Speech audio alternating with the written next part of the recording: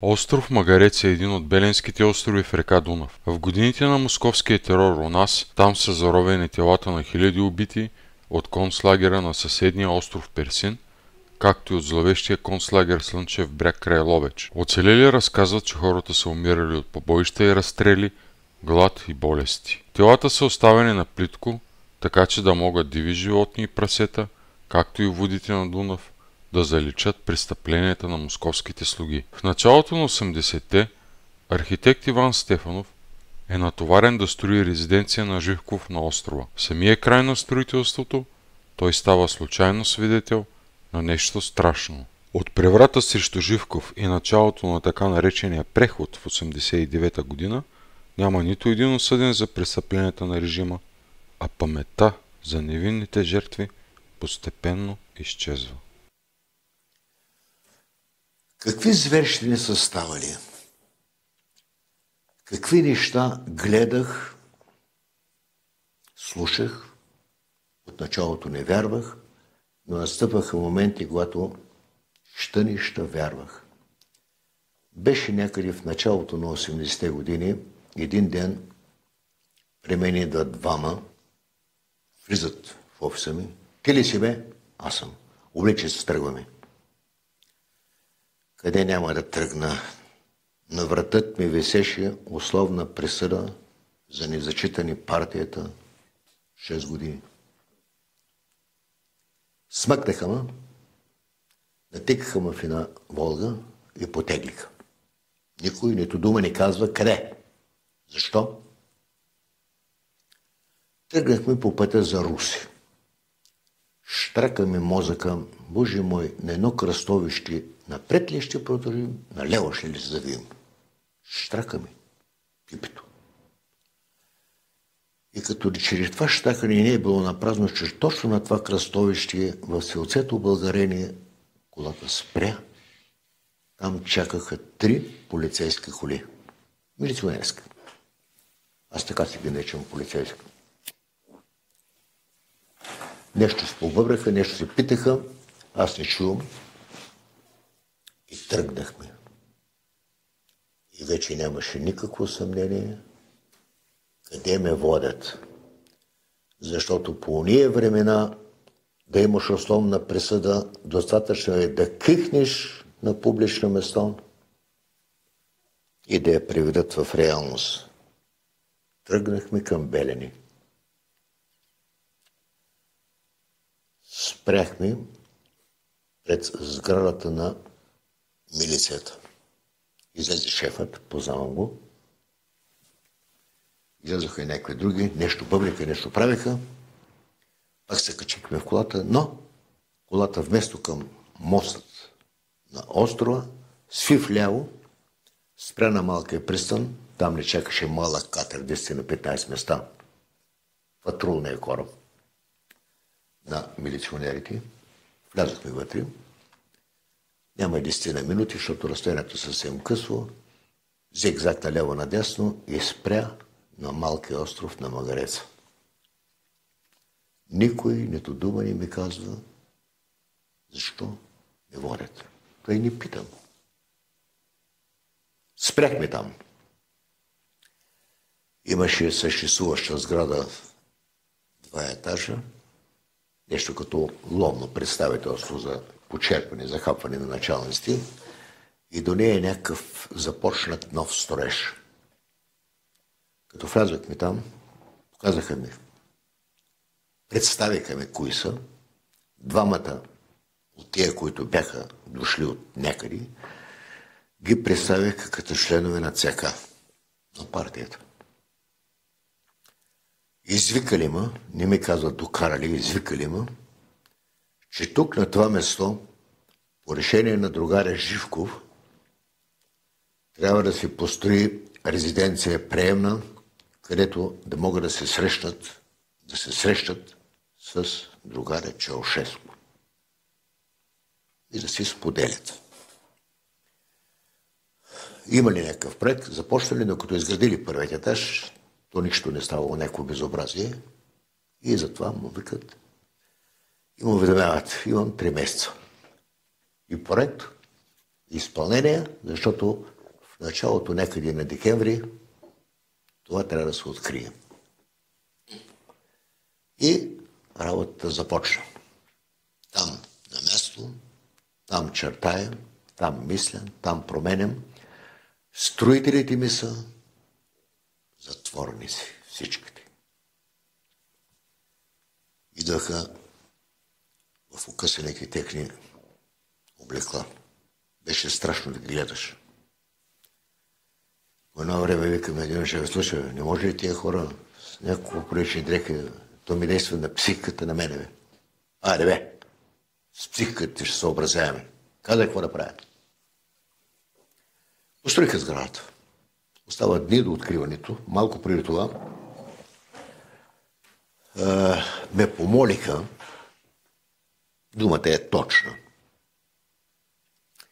тъй като на острова се спира от към посоката на нашия бряг, оттам се вижда кой спира, кой слиза то близко, да измисля как, когато дойде катер с луксозните хора, така да спречи да не се вижда къде спира, кой слиза.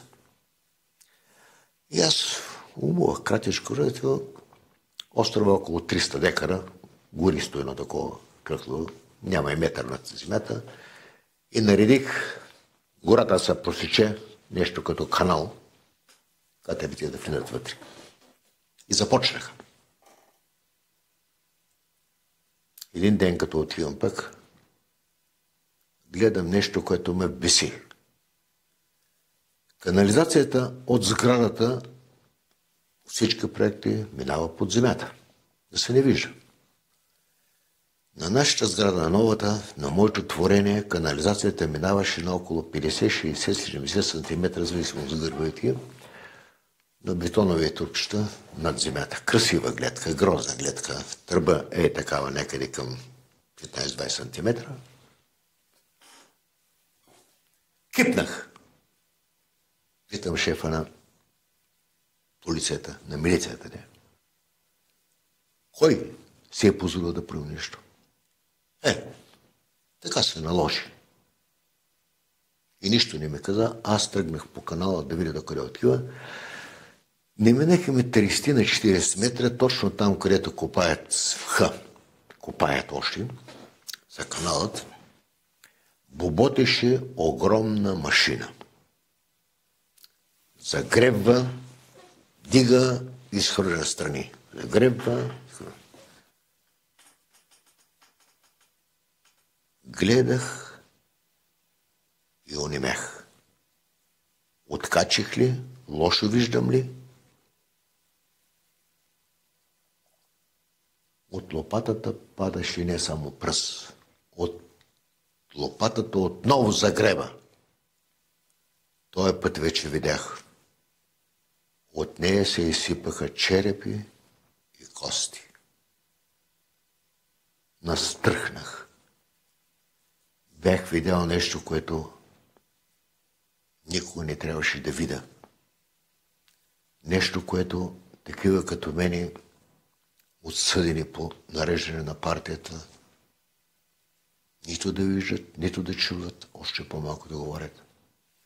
Препалвах цигара след цигара, отстъпвах крачка назад, заднешком. Очите ми се откъсваха от тази зловеща гледка. Загребвани и сипвани кости, черепи.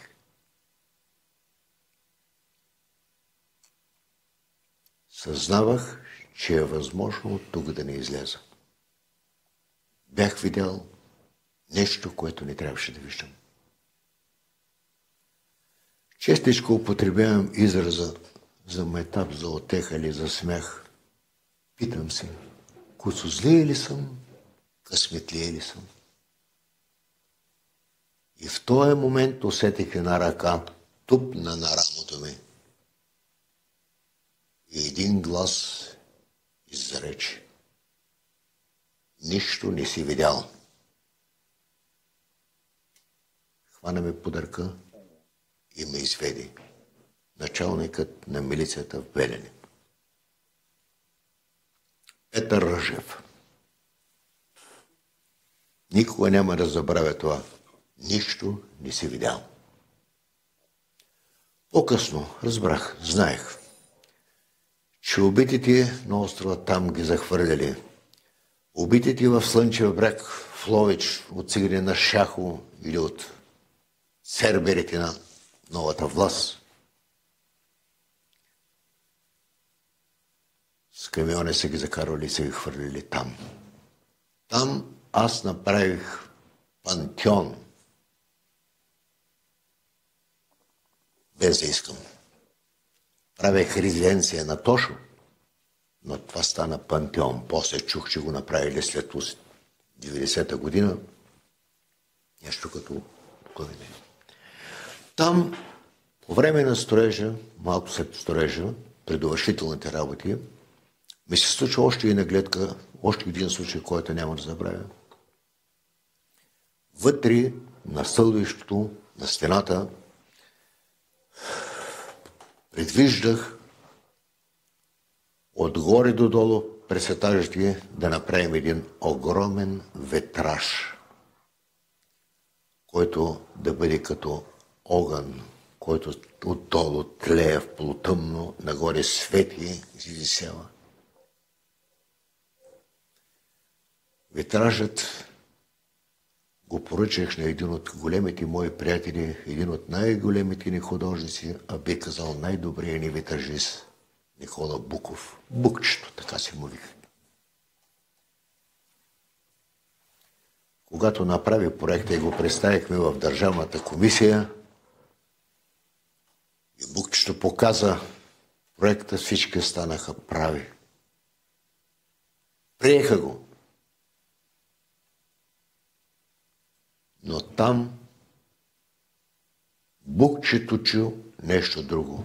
Докато говорихме, той никога не му попита къде е. Той ми имаше такова доверие. И какво значи не има къде? Аз там казах, че е на Белени. И чух зловещ вик. Ще ти убия! Ти там ли ме накара да го направя? Ти знаеш, че баща ми го убиха там. Епа, забравили са това нещо, кажем. Забравили си. Плаче. Прегръща ми, ще убия. Прегръща ми, ще убия. Ей, такива неща ми се случиха, да ги видя.